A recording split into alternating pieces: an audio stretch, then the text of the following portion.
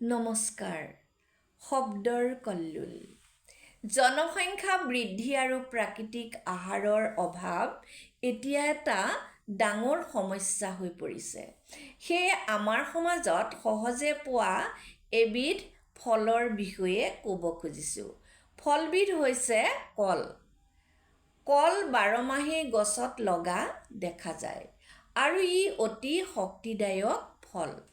কথাতে কয়, কল কল কল, কল এবিধ ফল, কল খালে গাত হয় হাতীৰ সমান বল।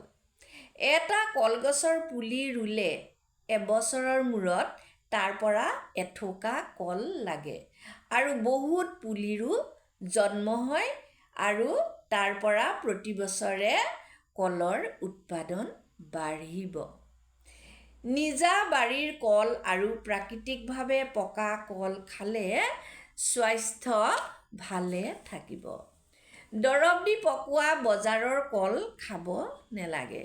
গতিকে কলৰ খেতি কৰাটো অতি প্ৰয়োজন। ডাকৰ বচনত আছে যে ৩৬০ জোপা ৰুবা কল, মাহেকে পষেকে চিকুনাবা তল, পাত পচলা লাভত খাবা, লংকাৰ বনিজ হাততে পাবা। ধন্যবাদ।